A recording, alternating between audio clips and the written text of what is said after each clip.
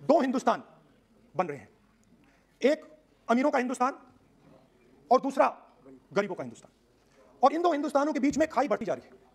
आपने अभी देखा होगा, अभी दो स्पीकर्स ने बात की, मगर आपने यह नहीं कहा कि रोजगार ढूंढने के लिए उत्तर प्रदेश में, बिहार में रेलवे की नौकरी के लिए वहां पे युवाओं ने क्या किया और क्या हुआ, इसके बारे में आपने नहीं बोला। गरीब हिंदुस्तान के पास आज रोजगार नहीं है। प्रेसिडेंशियल एड्रेस में बेरोजगारी के बारे में एक शब्द नहीं था। और पूरे हिंदुस्तान में आज हिंदुस्तान का युवा रोजगार ढूंढ रहा है। हर स्टेट में, उत्तर प्रदेश, बिहार, सब जगह हिंदुस्तान का युवा एक ही चीज मांग रहा है, रोजगार हमें दे दो।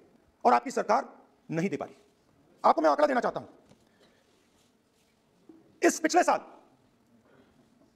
3 करोड़ युवा रोजगार खोए हैं।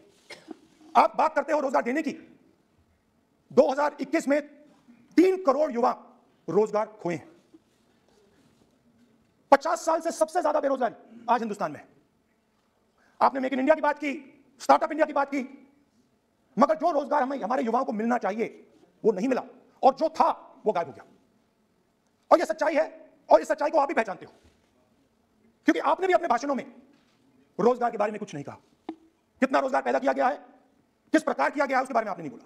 और आप बोल भी नहीं पाएंगे, क्योंकि अगर आप बोलेंगे तो हिंदुस्तान का युवा आपकी ओर देख के कहेगा कि ये मजाक कर रहे हैं। तो ये स्थिति पैदा कैसे हुई? ये दो हिंदुस्तान पैदा कैसे हुए?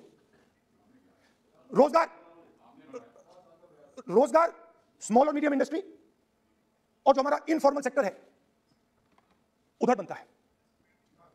लाखों करोड़ रुपया आपने उनसे छीनकर हिंदुस्तान के सबसे बड़े अरबपतियों को दिलवा दिया। आपने पिछले 7 साल में अनऑर्गेनाइज सेक्टर और स्मॉल और मीडियम इंडस्ट्री पर एक के बाद एक आक्रमण किया है। साथ ही कर रहा हूं मैं, 60 की भी करूंगा मैं अपने भाषण में अंत में 60 साल की बात करूंगा आपको खुश करने के लिए। आप ठहर जाइए। मगर असंगठित जो सेक्टर है उस पर आपने आक्रमण किया। कैसे किया? नोटबंदी, गलत जीएसटी और कोरोना के समय जो सपोर्ट उनको देना था आपने नहीं दिया। नतीजा क्या हुआ? नतीजा यह हुआ कि आज 84% हिंदुस्तान के लोगों की आमदनी घटी है और वो तेजी से गरीबी की ओर बढ़ रहे हैं। यूपीए की सरकार ने, आपने पूछा 60 साल की बात आपने कही, यूपीए की सरकार ने 23 करोड़ लोगों को गरीबी से निकाला था 10 साल में। हमारा आंकड़ा नहीं है, यह सच्चा आंकड़ा है। 27 करोड़ लोगों को हमने गरीबी से निकाला था और 23 करोड़ लोगों को आपने गरीबी में वापस डाल दिया। और हो क्या रहा है? फॉर्मल सेक्टर में मोनोपोलीज बन रही है। किसी भी आप सेक्टर में देखिए, और सबसे दो मोनोपोलिस्ट के बारे में थोड़ा सा बोलूंगा। उसको वो कोरोना के समय अलग अलग वेरिएंट्स आते हैं ना, डेल्टा, ओमिक्रॉन, वो डबल ए वेरिएंट है। और वो पूरा का पूरा हिंदुस्तान के ये जो अर्थव्यवस्था है उसके अंदर फैल रहा है। आपने बात उठाई तो मैं उसके बारे में पहले बोल देता हूं।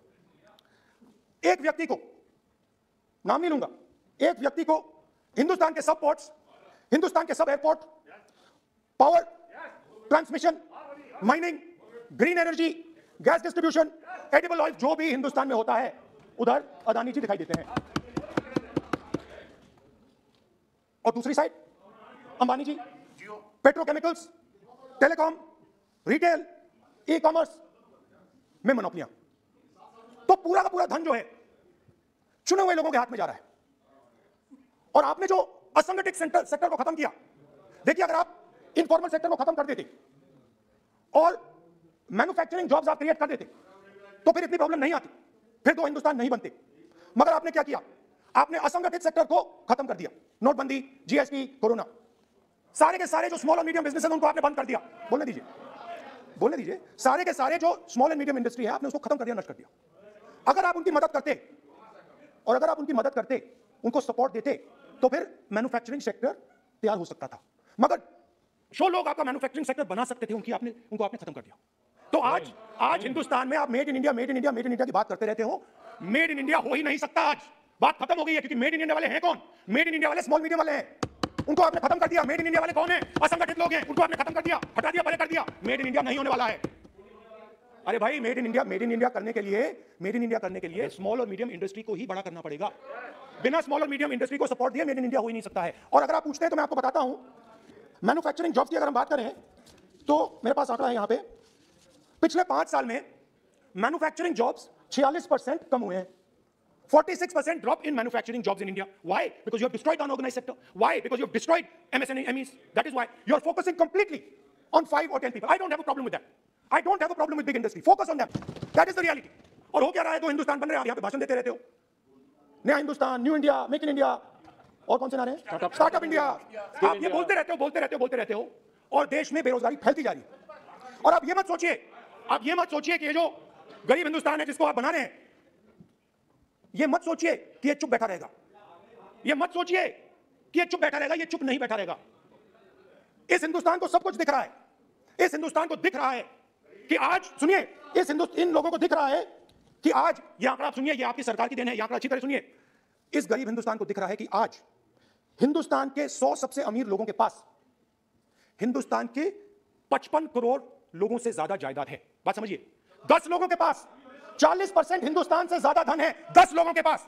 ये कैसे हुआ? ये आपने किया, ये नरेंद्र मोदी जी ने किया। और तो मैं आपको एक सुझाव देता हूं, प्रधानमंत्री जी को आपको सुझाव देता हूं, ये जो 2 आप हिंदुस्तान आप बना रहे हैं, इन 2 हिंदुस्तानों को जोड़ने का काम जल्दी से शुरू कीजिए। स्मॉल एंड मीडियम इंडस्ट्रीज की मदद करना शुरू कीजिए। जो हमारे बेरोजगार युवा हैं उनकी मदद कीजिए। और ये जो आप पूरा का पूरा धन इन्हीं 5-10 लोगों को दे रहे हो, क्योंकि ये आपकी मार्केटिंग करते हैं, आपको टीवी, व्हाट्सएप, फेसबुक पे लगाते हैं, ये काम आप बंद कीजिए, नहीं तो देश का नुकसान होगा। आपका नहीं, देश का नुकसान होगा। तो पहला मेरा सुझाव ये है। नंबर 2 और नंबर 3 भी है, अभी आएगा। और वो जो आपने 60 साल की बात कही थी, वो नंबर 3 में आएगा।